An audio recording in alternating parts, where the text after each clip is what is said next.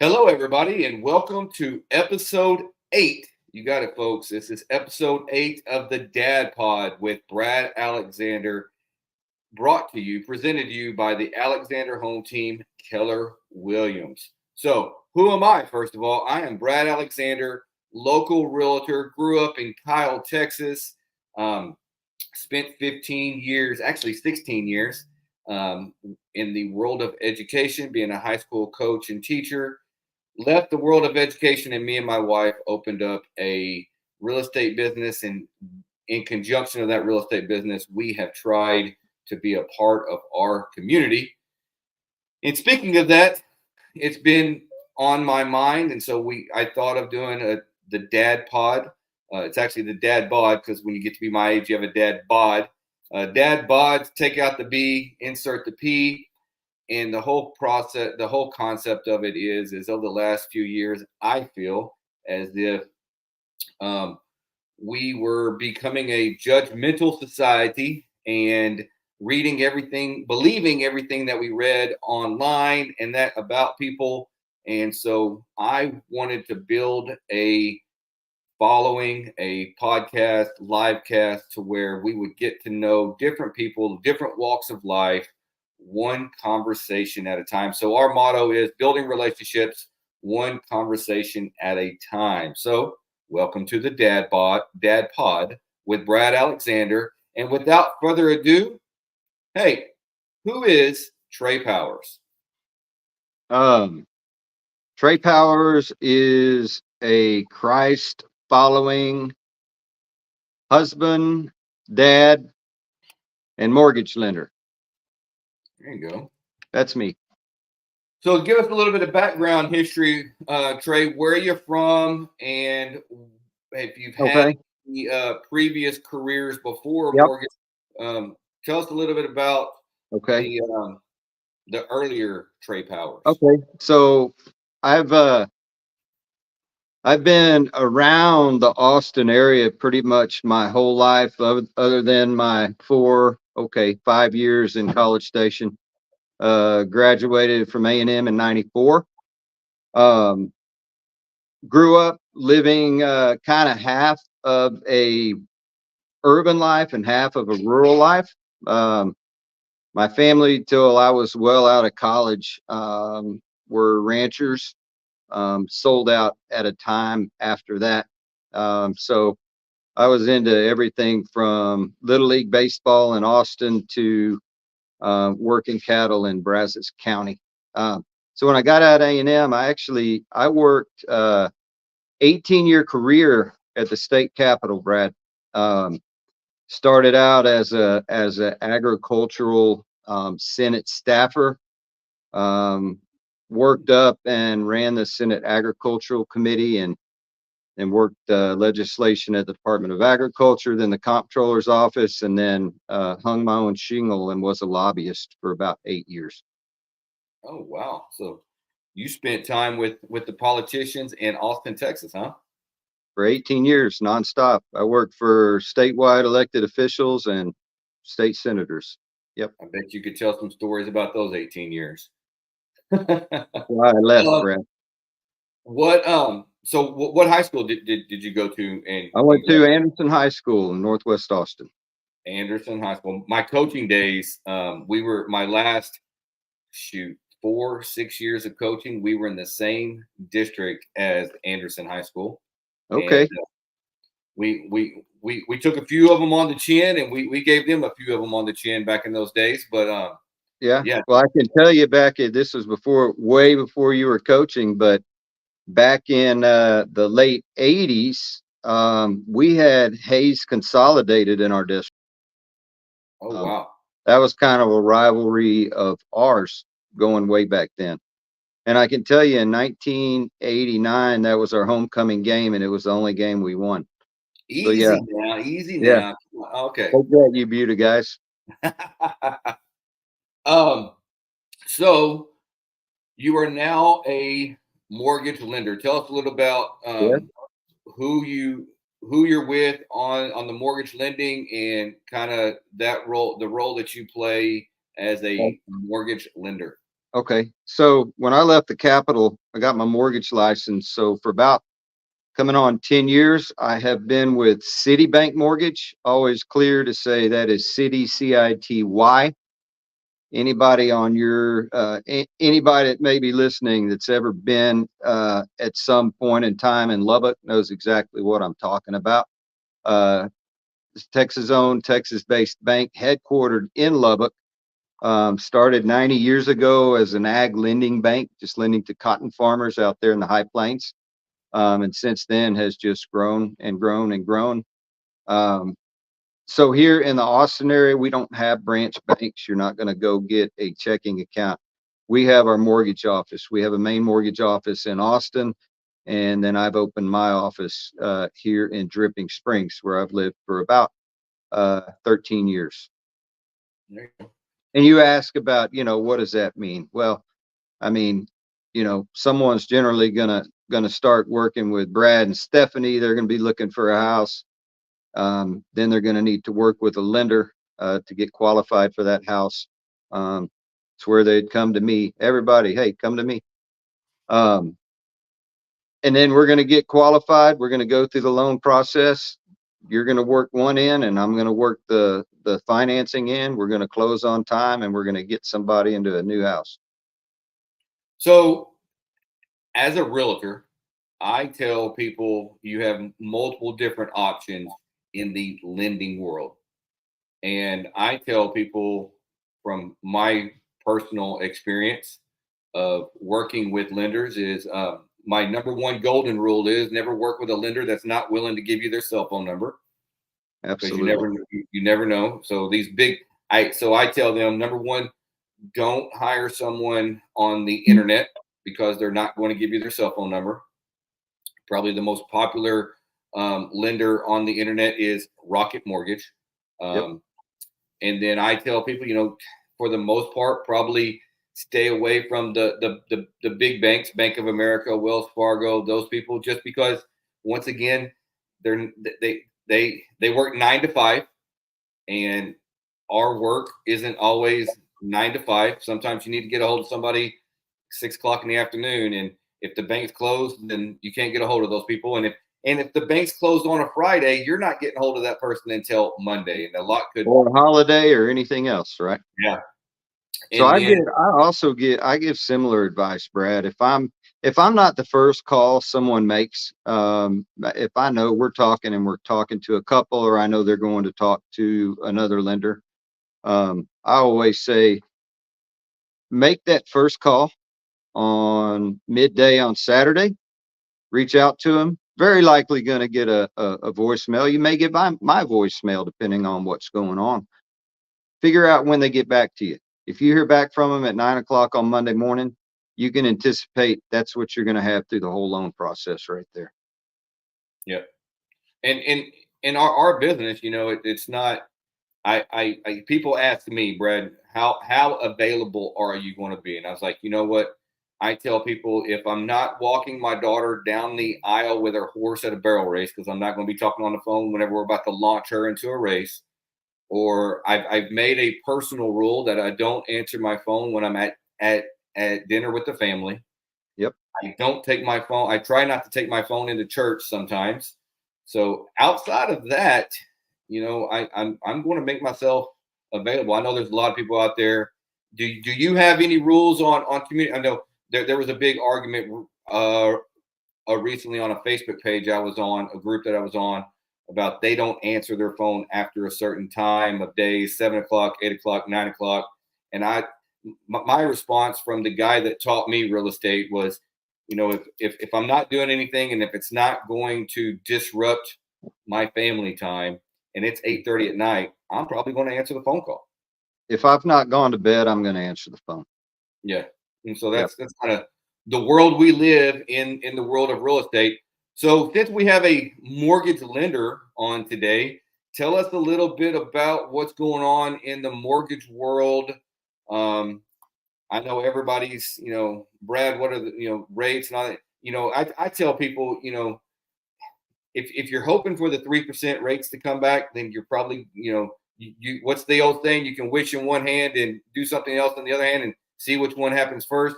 Yeah. 3% interest rates are probably, my parents are 75 years old. They saw 3% interest rates one time in 75 years. Yeah. You're We probably even thought, Brad, when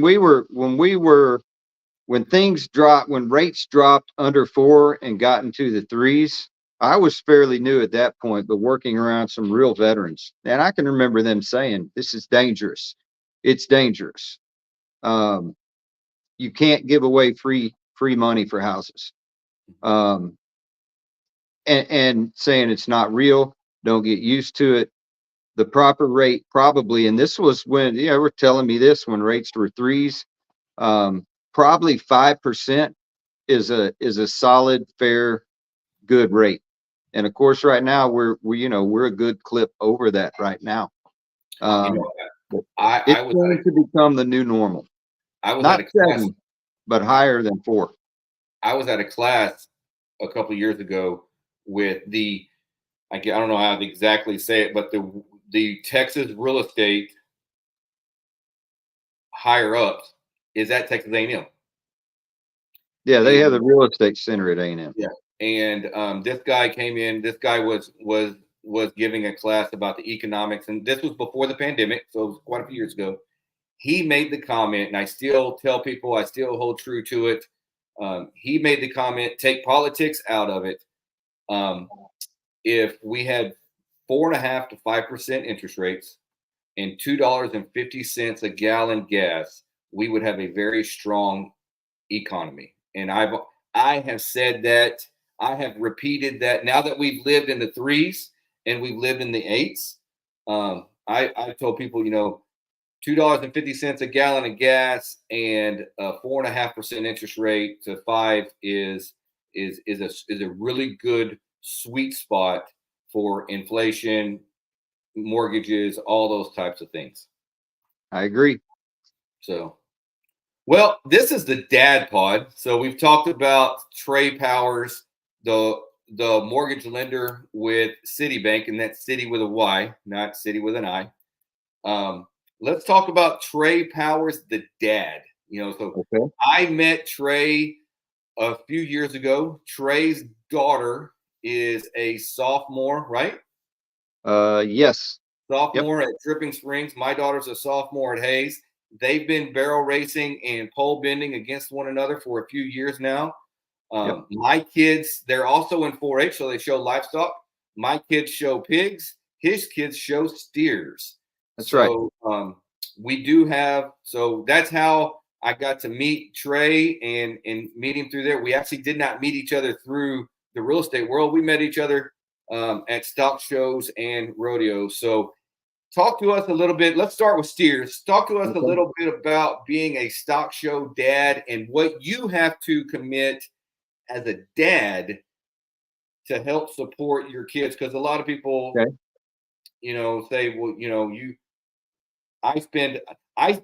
so every morning after I drop off Brooklyn at school, which is about 8:45, I spend 9 a.m. to 10 a.m. in the barn.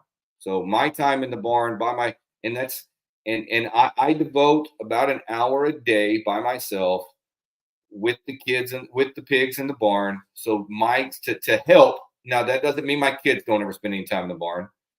I just have decided to spend an extra hour in the barn to help my kids be successful as they possibly can. What is your commitment level you're willing to tell us to be a stock show dad? Well, it starts in right all the way back in the very beginning. First off, I always knew even before kids, I'm going to have kids. My kids are going to be brought up in a little more of a rural setting. They will be exposed to, and they will know livestock shows, right? Again, I mentioned before, my background is in cattle. There's a lot of reasons why I wanted the kids to be in steers from the very beginning. If an 8-year-old can handle a steer, they're going to handle anybody at school, right? So as far as the dad participation, you think about an 8-year-old little girl that weighs, I don't know, 75 pounds and a 1,400-pound steer that may or may not have a good disposition. Dad's involved, right? These steers get washed with shampoo, with conditioner. They get blown dry with a hair dryer that would dry our wife's hair in about a second and a half. Right? There's a lot going on. There's a lot of heavy lifting that little kids can't do. So it is always most all of the livestock show projects, I believe, definitely the steers. This is a family project. Um, you don't send you don't send a 9, 10 year old down to remember how much supplement to put into their feed, right? We're doing this together. And what it gives us is wonderful barn time together, right? Dad and the kids are down at the barn a lot. We're having a great time. At the same time, I'm able to raise our steers here at home.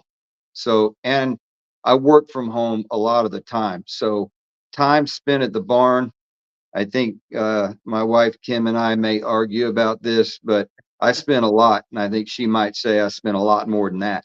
But being this close, right, I can be in the barn in about 30 seconds from where I'm sitting right now. Therefore, I'm there, I don't know, 3 or 4 times a day. I'll run down there, right? I'll muck it out, keep it nice and clean, make sure everything's okay. The portacools and fans are all working. But time wise, Brad, same as you, it's almost, it would be impossible to add it all up. I'm not sure that I really want to, Yeah. but it's it's uh it's great. Again, from your first question, it is a family project. FFA, fathers feeding animals, that happens a lot. Anyone who says it doesn't is not telling the truth. And I showed pigs when I was growing up. And to be quite honest with you, me and Stephanie were just starting the Alexander home team. And I was not in any way, shape, or form planning on my kids being 4-H kids. Took Brooklyn to the county livestock show in January whenever she was in third grade.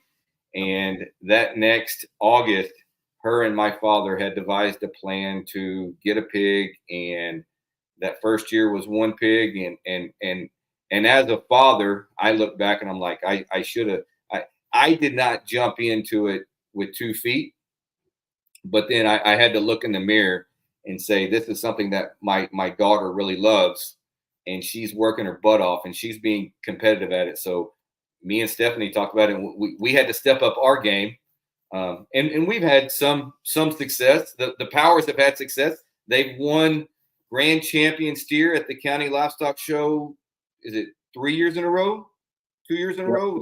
Yep. So But you know what, Brad? That sounds great. Nathan's a senior right now, right? So we started 3 years ago. Millie won it when she was in middle school, and then Nathan won it the last 2 years. If he's 18 now and started at 8, right? There's 7 years of Nathan hardcore working and showing steers. That success wasn't there. yeah. It took a lot of years for us to figure out, um, really to figure out what we're doing. And I'm a lot like you. I guarantee you, we've talked about it enough. I know your competitive nature. If we're going to do it, we're doing it.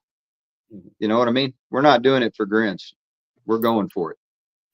And then me and Trey both have a daughter that loves to barrel race and pole bend, and we're in that world. And I tell you what, Trey, whenever and I'm not a rodeo person. I did show livestock, so I have an agricultural.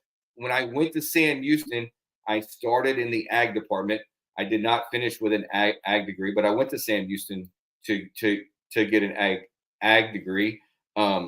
So I have an agricultural background, but not a rodeo background. And a lot of people don't correlate those two. They think just because you're agricultural based that the rodeo world is a totally different world. Completely different world. You're talking about hockey up north and baseball down here. It's Yeah. it's nothing the same.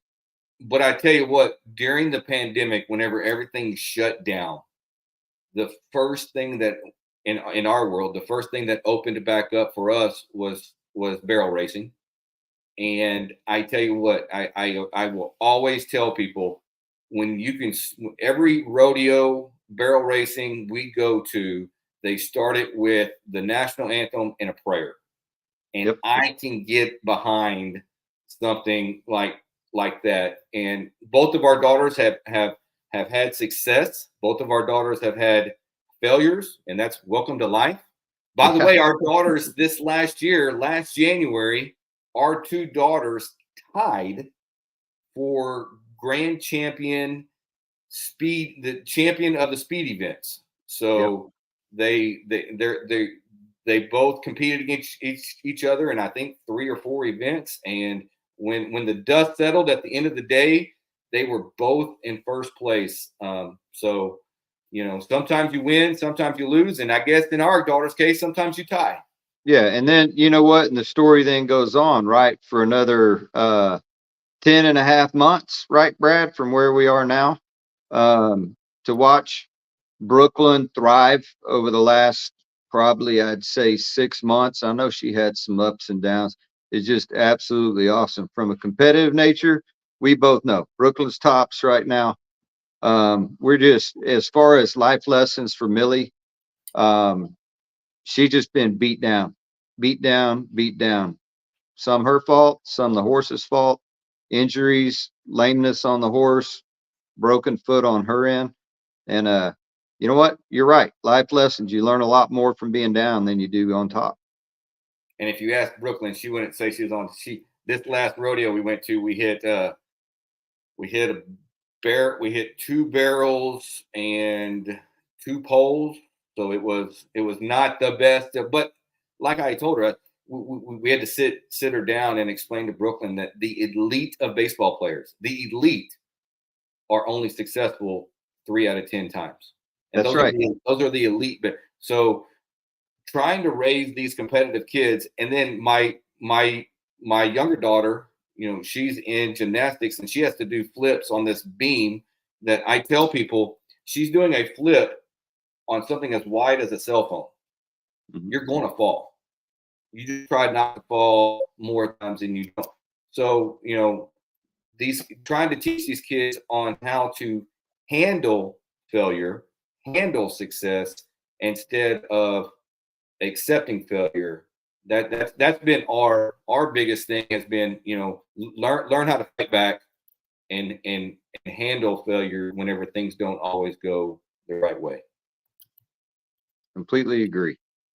So Nathan Senior, and so this is I can't even fathom No, the last stock show season, the last rodeo season.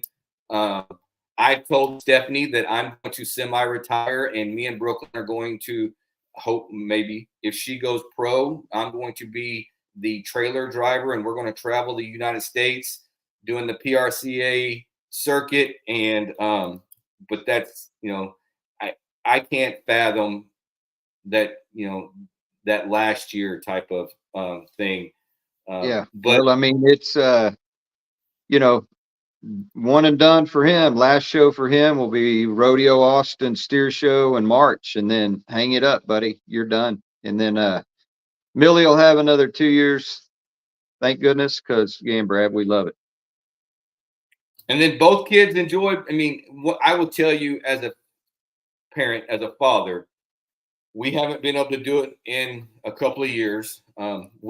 We lost our deer lease, and to be honest with you, rodeoing has kind of taken up a lot of our time from getting in a deer stand. But I will tell you, some of my most enjoyable times as a father is sitting in the deer stand with my 2 kids, seeing Brooklyn shoot her first deer, um, and shoot coyotes, turkeys. And if you hear Brooklyn's really been educated in it. We're not killing animals; we're harvesting animals. And when Brooklyn talks to people that disagree with the whole hunting aspect, I love hearing, and a 12-year-old, a 13-year-old, 14-year-old, 15-year-old educate people on we're not killing things; we are harvesting them, and and those types of things. So shout out to you. I saw on Facebook that Millie got a buck already this year. Yeah, Millie got a buck on during that the youth weekend with a rifle. Then you might have saw it. Nathan shot a great buck with his bow I think I last did see that. Sunday. Yep. Wow. So are you going to get one this year, or are we two and done? No, we're not. No, our goal is 8 to 10. We need 8 at a minimum. We need to harvest 8 deer with what we eat through the year. I mean, we eat venison 3 or 4 days a week, right? We do a lot of ground. And so, I mean, I would eat, we choose our ground venison over ground beef, even though I'm a beef cattle guy, right? Always. I take it, no difference about it. Now, I'm not the guy that's doing fancy stuff with backstrap and everything else. I ground every bit of it. If I'm opening up the grill, there's a ribeye that's going on it, not a I backstrap. will tell you, I like some fried backstrap. So Madison actually last year for her birthday, we asked the girls what they want for their birthday dinner. And Madison, we had a few packages left of our last backstrap that we had, and Madison wanted fried backstrap for her birthday dinner. So, like I said, our kids love it. We mix venison ground with the hamburger meat when we make hamburgers, and that it just gives it a flavor that It is. When we grind venison, we're grinding a third brisket in with it. Okay. You'd never know. I mean, it's funny. I know my stepdaughter's not going to be watching this podcast, so I can say it. In the last 7 years, she has eaten venison 150 times, 400 times. She would flip if she knew she was eating deer meat. Had no idea. You would never know. When we first started dating, marriage, hunting, Stephanie was very anti venison. Like she didn't. I was like, and now she'll take venison over. I mean, she just absolutely loves it. Um, so let me ask you. We've talked about career. We talked about stock show, rodeos, hunting. Trey Powers I asked all of my guests on the show 2 questions. Okay. Number 1, what is your favorite book? And number 2, if you have a favorite quote, what's your favorite quote? Okay. I would say, okay, so 2 books. I'll tell you right off, Brad, I start my day every morning in the Bible. When I say every day, fail on that at times. I don't know if you hear from others. That's my favorite book. That's one I have a spiritual obligation and desire to be in every day. If I had to pick a fictional book, it would be Lonesome Dove from all the way back when it came out in the 80s. I could probably read that book, 20 times over my life and would be plenty happy with that. So on a quote, man, I got to tell you, I, I can't think of one that would either be out of the Bible and you know what, if it was, it would be James 1:12, I believe it is. It says, blessed is the man who perseveres under trial, for he who passes the test will be crowned with the gift of life promised to those who love it. Okay. That's hugely important to me. It is in teaching the kids, you stay with it, you stay with it, you stay with it, and glory's on the other side. Now, as far as a good fun quote, I could tell you 10 of them, and I'm pretty sure they'd all come from an old Johnny Cash song. There you go. I tell people one of my favorite quotes is from how these judges at stock shows give a speech before they slap the back on a championship steer or a pig. And I can't remember the exact judge it was. It was at San Antonio probably 4 to 5 years ago.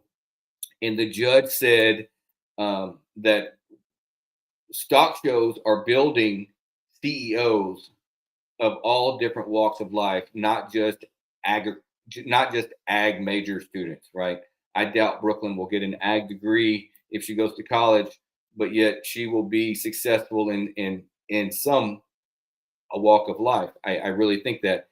And he said the reason why CEOs are being built in stock show world is because our kids are learning one thing. And so here's the quote: we don't leave the barn until the job is done, and the job's not done until it's done right.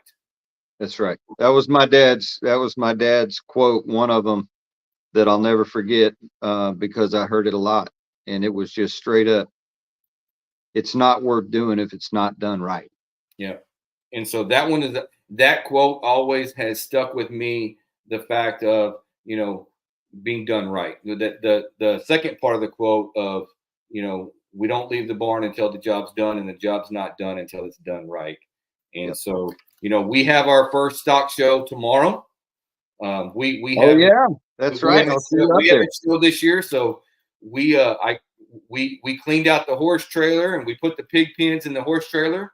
So we will be. I'm assuming you're going to be in Dripping Springs tomorrow, showing a few steers. Yes, I leave here, Brad, in about 5 minutes. I go to a closing up in North Austin, get back here, change clothes. We'll be loading up and setting up steer stalls at Ranch Park, late afternoon, early evening. Well, we will be there. I think we're loading out around 6 o'clock in the morning. We decided we had some pigs not stay too healthy after this show last year, so we're gonna roll in early and roll out and show off the trailer. And so trying to limit our pigs' interactions with other pigs for health reasons. But we Yep. will definitely see you and the kids. I think there's a little bit of a break in time there between our show starts and y'all show starts. So Yep. I'll be over there by your steers with a cup of coffee. But with that, I want to thank everyone for watching today. You have watched. This is the Dad Pod with Brad Alexander with guest Trey Powers with City Bank Mortgage. Call Trey for Trey's on Facebook, social media. Trey just started a new video series on the farm with Trey. And so check that out on Instagram and Facebook. And he is experienced in the mortgage lending. And not only that, but he's going to give you an honest answer. And in the world of real estate, I tell people, there's a lot of people out there that will give you what you want to hear. And then there's a lot of people out, and then there's not a lot of people out there that's going to tell you what you need to hear. And I honestly feel Trey is one of those people that are going to be honest with you and give you the best scenario for your home purchase. I guarantee it.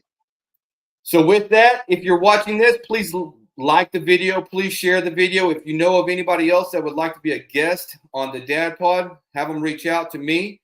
And so there you go, folks. Once again, episode 8, the Dad Pod with Brad Alexander and special guest Trey Powers. We'll see y'all next week. Thanks for having me, Brett.